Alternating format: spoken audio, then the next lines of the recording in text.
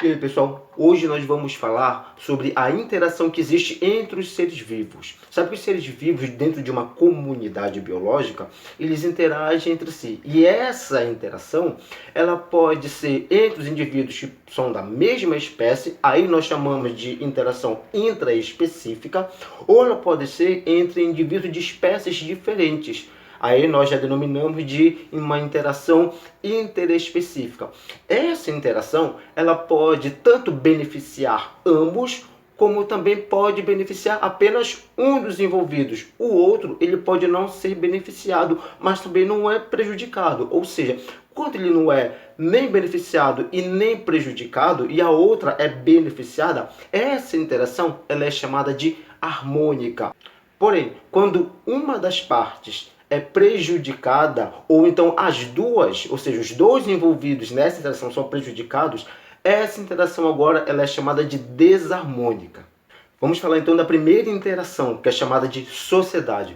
Na sociedade, os indivíduos eles pertencem à mesma espécie, ou seja, ela é intraespecífica, e todos se beneficiam com essa interação, ou seja, ela é harmônica.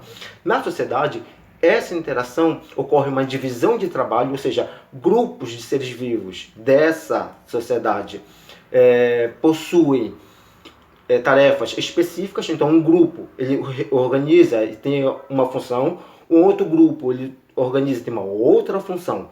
Então, só que as sociedades elas podem também ser isomórficas ou heteromórficas. Ou seja, o que significa isso? Significa que os indivíduos eles podem ser diferentes ou parecidos morfologicamente, ou seja, com a sua forma. Um exemplo de sociedade isomórfica, onde os indivíduos são parecidos um com o outro, é a sociedade humana.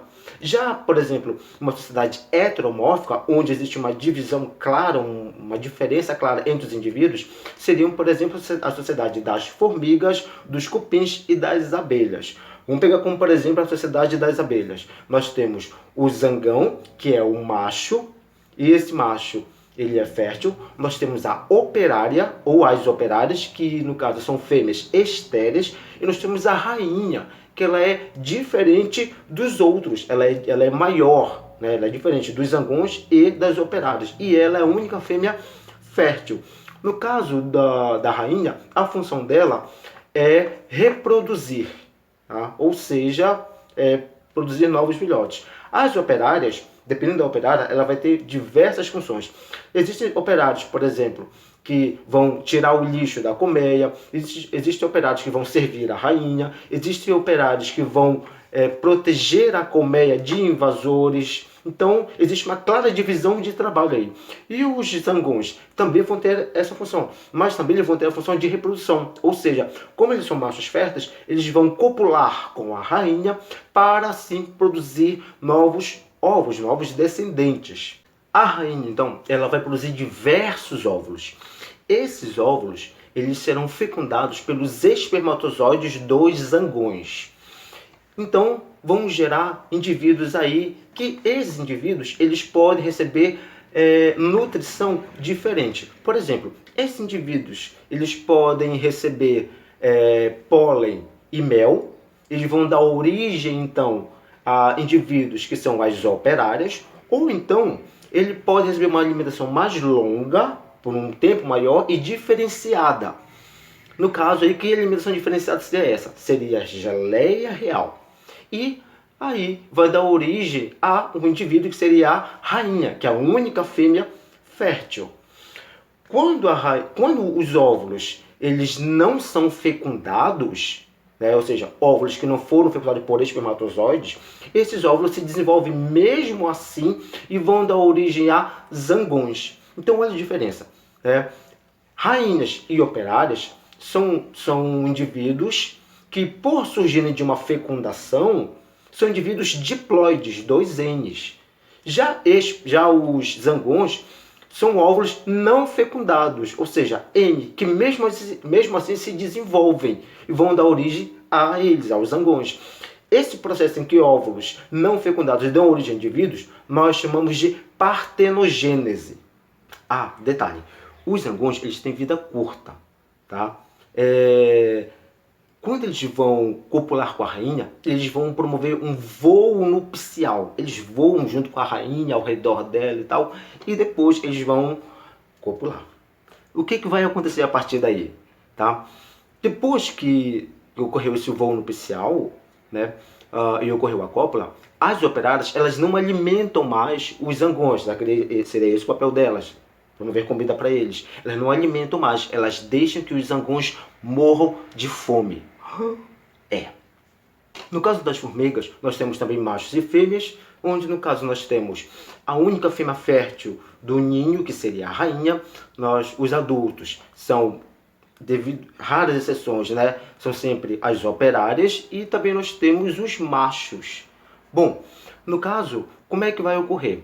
A fêmea, a rainha, ela é a única fêmea alada, ou seja, a única fêmea que tem asas, e como é que a função dela também é a função de reprodução. Para ela reproduzir, então ela vai promover um voo nupcial com os machos, ou seja, na época da reprodução, os machos criam asas também e vão promover um voo nupcial. Então a rainha vai copular com os machos. Depois disso, o que vai acontecer? Esses machos, eles morrem logo depois do acasalamento, talvez pelo cansaço, né, e por não se alimentarem mais. E as rainhas? As rainhas, então, ela vai fazer a postura dos ovos. Só que após esse acasalamento, ela não volta mais para o ninho, né? Ela vai embora e vai, digamos, fundar um novo ninho. E no caso dos cupins, nós teremos os soldados, que serão responsáveis pela proteção do ninho, podem ser tanto machos quanto fêmeas. Nós teremos também os operários, que também podem ser tanto machos quanto fêmeas, mas são responsáveis pela alimentação. E no caso, quando a gente vê, por exemplo, uma madeira infestada de cupins, geralmente aquilo ali são operários. E nós vamos ter o rei e a rainha, o casal real. Tá? E no caso deles, a rainha é um pouco maior, tem um abdômen maior, por ter que produzir mais ovos durante o dia, né? E o macho, ele vai ser o rei, ele vai ser menor do que a fêmea por conta do tamanho maior do abdômen da fêmea. Em determinada época do ano, alguns cupins, eles adquirem asas, serão alados. Nessa época, o que vão acontecer? O macho e a fêmea, o rei e a rainha vão voar, tá? Assim como também alguns machos e fêmeas que também adquirem asas e vão voar lá e vão ser atraídos por luz, tá? Principalmente, por exemplo, luz de lâmpada. E depois desse voo nupcial de machos e fêmeas, eles vão perder a asa e vão cair. Depois que eles caem, é que vai ocorrer a cópula. Essa cópula, então, vai fazer com que a fêmea começa a fazer a postura dos ovos. Esse casal que surgiu, os casais que surgem daí, é que vão fazer que haja o surgimento de novos ninhos. Vamos falar do segundo tipo de interação, as colônias. As colônias também são interações intraespecíficas, ou seja, entre indivíduos de mesma espécie, e também são harmônicas, ou seja, todo mundo se beneficia, não há prejuízo entre esses indivíduos. A colônia também pode ser isomórfica ou heteromórfica. No caso de uma colônia heteromórfica, existe diferenciação entre os indivíduos. Já na isomórfica, não existe diferenciação. Todos os indivíduos são iguais um ao outro. Uma diferenciação também no caso da colônia, diferentemente da sociedade, é que na colônia os indivíduos eles estão presos ao mesmo substrato. No caso da sociedade, como temos macho, fêmea, rainha, eles podem voar, né, e não existe uma dependência entre si. Na colônia existe. Os indivíduos eles estão colados um ao outro, tá? Nenhum substrato. Exemplo de colônia, por exemplo, isomórfica, onde todos os indivíduos são iguais. Nós temos os corais. E uma colônia heteromórfica, onde existe diferenciação entre os indivíduos que compõem essa colônia, seria, por exemplo, a caravela. Então, cada tentáculo daquele é um indivíduo diferente, onde cada indivíduo vai ter uma função diferente. Por exemplo, um indivíduo seria um tentáculo, ele vai ter a função de proteção, outro vai ter de captura de alimento, tá? E todos eles estão presos ao mesmo substrato da caravela, que seria a parte superior, que é chamado de flutuador, que é uma parte onde está cheia de gás. Então esse seria o substrato em que os indivíduos seriam tentáculos, eles estão presos. Terceiro tipo de interação, a competição. A competição ela pode ser tanto intraespecífica, ou seja, entre indivíduos de mesma espécie que vão competir, como interespecífica, ou seja, entre indivíduos de espécies diferentes. Ela é um tipo de interação que vai ser desarmônica, ou seja, se existe uma competição, alguém vai ganhar e alguém vai perder. Então, se existe prejuízo para pelo menos um dos indivíduos envolvidos nesse tipo de associação, de interação, então ela é caracterizada como desarmônica. Bom, no caso da competição intraespecífica, os indivíduos de mesma espécie, eles vão competir ou por alimento, ou por território, ou, por exemplo, por reprodução, quando, por exemplo, dois machos vão competir por uma fêmea. Tá? Já na competição interespecífica, entre indivíduos de espécies diferentes, essa competição ela vai se dar justamente quando dois indivíduos de espécies diferentes possuem o mesmo nicho. Por possuir o mesmo nicho ecológico, ou seja, procurar alimento na mesma região, se alimentar do mesmo tipo de alimento, procurarem os mesmos indivíduos como forma de alimento, então o nicho ele ser diferente, procurar alimento também na mesma época, no mesmo período do dia, tá? Então o nicho ele é igual, por ser o nicho ser igual, eles vão competir por esse nicho. E por eles competir pelo mesmo nicho, alguém vai sair ganhando e alguém vai sair perdendo. Esse que vai sair perdendo, ou ele vai mudar de região, ele vai mudar de localidade, vai procurar esse nicho em outra localidade, ou então ele tem que mudar de nicho, né? Se ele não fizer isso, esse que vai sair perdendo, né, essa população, essa espécie, ela vai acabar declinando a sua quantidade e pode entrar em processo de extinção. Isso nós chamamos de princípio da exclusão ou princípio de Gauss, princípio da exclusão competitiva ou princípio de Gauss. Deixando bem claro que o princípio de Gauss ele ocorre quando a competição ela é interespecífica, ou seja, entre indivíduos de espécies diferentes. Vamos falar do canibalismo, que é uma relação desarmônica e intraespecífica, ou seja, quando o indivíduo ele se alimenta de um outro indivíduo da sua espécie, da mesma espécie. No caso, nós temos como exemplo os tubarões que vão se alimentar dos seus filhotes, nós temos também como, por exemplo, cascavéis que vão se alimentar dos seus ovos, nós temos o besouro castanho que vai se alimentar, as larvas se alimentam dos ovos da sua própria prole. Nós temos também como exemplo o louva-a-Deus, em que a fêmea vai comer ali a cabeça do macho logo após a cópula, o acasalamento,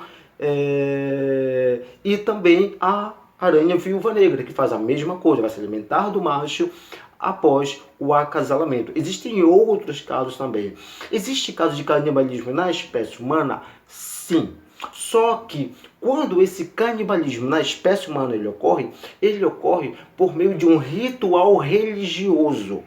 Então, por ser um ritual religioso, esse tipo de canibalismo ele é chamado de antropofagia. E quando o indivíduo se alimenta de outro de espécie diferente, isso nós chamamos de predatismo ou predação. Então, são casos muito comuns, por exemplo, quando o leão ele se alimenta, por exemplo, de uma zebra, ou então a coruja ela se alimenta de um rato, uma serpente se alimenta de um rato também, ou de um anfíbio. Tá? Então são exemplos no caso de predatismo. Né? É uma relação interespecífica, porque se dá entre indivíduos de espécies diferentes, e também ela é uma relação desarmônica. E no caso, por exemplo, e quando um gado ele come, por exemplo, o pasto? Né? É um animal que é um ser vivo que está comendo um outro ser vivo de uma espécie diferente, é uma planta, mas é um ser vivo. Nesse caso aí, ele poderia ser considerado um predatismo? Sim. Só que esse tipo de predatismo nós chamamos de herbivoria, quando um animal ele come uma planta. Tá? Então é chamado de herbivoria. O predatismo ele é de extrema importância. Por quê? Porque ele vai promover o controle populacional. Ou seja, uma espécie ela controla o crescimento de outra por meio dessa interação que é o predatismo. Se essa espécie que ocorre, que vai fazer o controle de outra, não existisse, essa outra espécie que seria controlada, ela iria aumentar tanto a sua população por não ter predadores, que isso causaria um desequilíbrio no ambiente.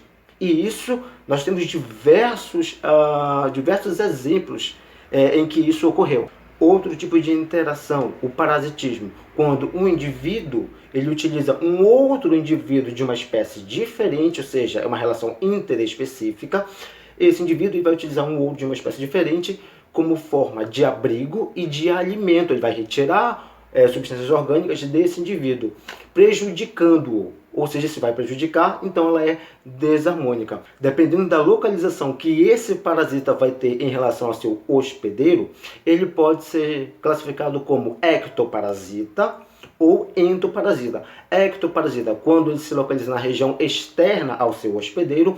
Um bom exemplo, nós temos a lampreia, né, que vai pegar o seu alimento da região externa do corpo do seu hospedeiro, e nós temos como endoparasita os vermes que vão estar dentro do seu hospedeiro. Vamos falar agora de uma relação onde ocorre benefício entre ambos, que seria o mutualismo. O mutualismo ocorre quando dois indivíduos de espécies diferentes, ou seja, a relação interespecífica, vão manter uma relação íntima entre si, onde ocorre uma troca de favores, ou seja, um fornece para o outro o que ele precisa e esse fornece para esse o que ele precisa.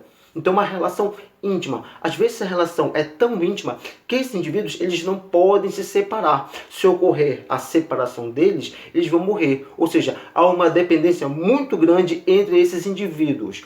Um bom exemplo disso seriam, por exemplo, as micorrizas, que é uma associação de fungo com raízes de plantas leguminosas. No caso, o fungo ele vai promover para a planta as substâncias inorgânicas que ela precisa, e a planta pega as substâncias inorgânicas, vai fazer a fotossíntese e vai produzir substâncias orgânicas, repassando parte delas para o fungo. Um outro exemplo seriam os líquens, que é uma associação de alga com fungo. No caso, mesma coisa também, existe uma dependência entre eles. Um outro exemplo seria uma associação dos protozoários que vivem no intestino de cupins, como também de outros micro-organismos que vivem também no intestino do gado. Então são exemplos de mutualismo. Vamos falar então agora de um outro tipo de mutualismo, chamado de protocooperação. Qual a diferença entre o mutualismo mesmo e a protocooperação? A diferença é que no caso da protocooperação não existe uma dependência entre os seres vivos. Eles podem se separar, que cada um vive a sua vida. Eles não dependem um do outro. Um bom exemplo de protocooperação é a anêmona do mar e o paguro, que é um tipo de crustáceo parecido com o caranguejo, que também pode ser chamado de Bernardo eremita, ou também conhecido como ermitão. O que vai acontecer? Esse tipo de crustáceo, ele tem um casco muito mole, né? Muito frágil. Então, ele vai pegar conchas vazias, né? E vai colocar em cima do seu corpo. E vai pegar algumas anêmonas do mar e colocar nessas conchas vazias que ele colocou em cima do seu corpo. Qual é o benefício aí de ambos? Bom, a anêmona do mar, como ela vai estar em cima do paguro e ele vai se locomover, vai ter um ambiente maior para ela ter como disponibilidade de alimento. E qual é o benefício do paguro? Como ele vai ter as anêmonas em cima dele, vai haver uma proteção, já que lembra que a anêmona ela possui nos seus tentáculos a substância urticante. Tá? Um bom exemplo também, no caso aqui no Brasil que nós temos, é a associação do gado, do boi, com algumas aves. A ave vai lá e vai comer o carrapato presente no couro do boi. Então, vai se livrar desse carrapato, né? O boi se livra do carrapato e a ave, ela vai ter uma fonte de alimento. É como se o boi oferecesse uma fonte de alimento, seria o carrapato, né? E ela tira esse parasita que está no boi, que é o carrapato. Então é um exemplo de protocooperação. Eles não dependem um do outro, tá? Pode separar, que podem viver normalmente. O gado, infelizmente, também com seu carrapato lá, e a ave ela vai ter uma outra fonte de alimento. Uma outra interação é o comensalismo, que é quando o indivíduo ele vai comer os restos alimentares deixados por outro. Um bom exemplo é a rêmora, ou também chamada de peixe-piloto, e o tubarão. Então o peixe-piloto ele fica sempre ao redor do tubarão. O tubarão, ao caçar, ele vai comer. E o que for caindo, o que ele for deixando de alimento, vai ser consumido pela rêmora, pelo peixe-piloto. Ela vai ser o comensal. Então essa relação que existe entre o tubarão e o peixe-piloto é chamado de comensalismo. É uma relação interespecífica, ou seja, entre indivíduos de espécies diferentes, e é uma relação harmônica. Por quê? A rêmora, o peixe-piloto, é beneficiado e o tubarão ele não é beneficiado, mas também não é prejudicado. Então, se não há prejuízo, é uma relação harmônica. Uma outra tipo de relação que existe é o inquilinismo, que é quando o indivíduo ele utiliza um outro indivíduo como fonte de abrigo apenas. Um bom exemplo disso nós temos as orquídeas. Então, a orquídea ela vai viver em cima de uma outra árvore de maior porte. Qual é a importância disso? A importância é que por ela viver em cima, os indivíduos, no caso da orquídea, ela vai ter um aporte maior de luz solar. E isso vai beneficiar com que ela possa realizar com maior eficácia o seu processo de fotossíntese. Nesse caso das orquídeas, esse tipo de inquilino, tá? Ele é chamado de epifitismo, ou seja, epi em cima, fitismo, vem de fite, que significa planta. Então a planta em cima, uma planta que vive em cima de outra, tá? De espécies diferentes. No caso dos animais, nós temos um tipo de inquilinismo, que ocorre entre o fieraster, também chamado de peixe-agulha, e o pepino do mar, que é um tipo de equinodermo, parente ali da estrela do mar. O fieraster, ele se abriga dentro do pepino do mar. Então ele sai, se alimenta e depois volta e se abriga dentro do pepino do mar. Também se abriga contra predadores também. Tá, mas por onde ele entra no pepino do mar? Ele entra pelo ânus do pepino do mar. Tá? E se ele ficar muito tempo lá, será que ele pode morrer? Ele vai se alimentar das vísceras do pepino do mar. Mas o pepino do mar não vai morrer, professor? Não, o pepino do mar ele tem uma alta taxa de regeneração. Então ele consegue regenerar as suas vísceras. Ok? Vamos falar do amensalismo, que é quando o indivíduo ele produz substâncias químicas que vão impedir a proliferação e desenvolvimento de outro ser vivo. Então, logo, é uma interação interespecífica entre espécies diferentes e, como um dos indivíduos vai sair prejudicado, ela é desarmônica. Ocorre, por exemplo, entre fungos e bactérias. O fungo ele produz uma substância que vai impedir a proliferação de bactérias. Um bom exemplo disso, e que até hoje a gente se beneficia, é o exemplo do primeiro antibiótico descoberto no mundo pelo Alexander Fleming.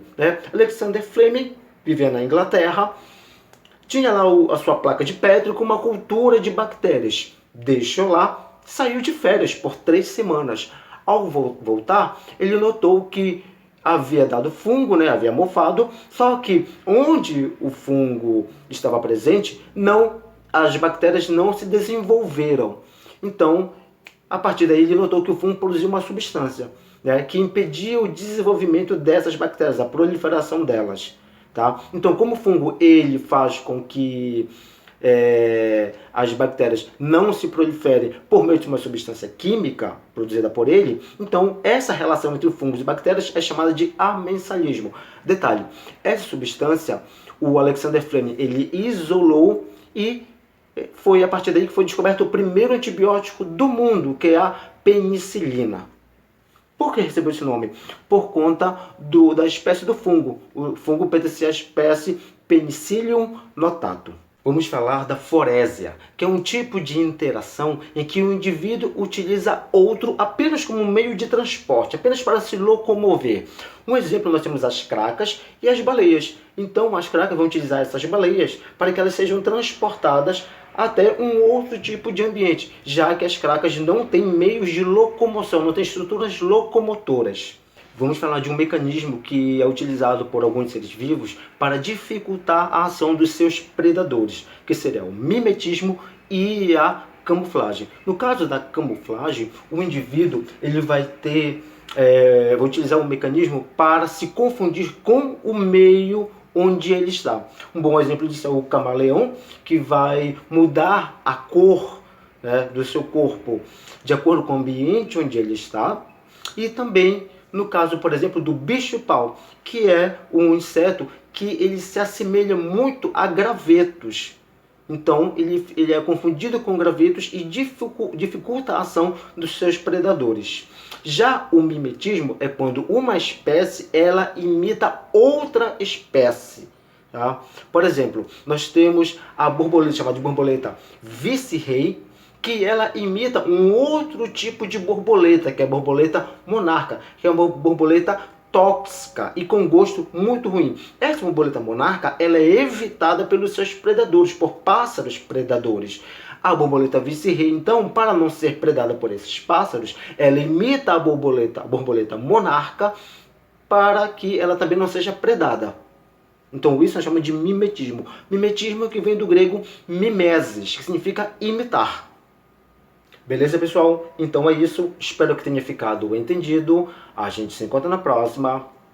Tchau!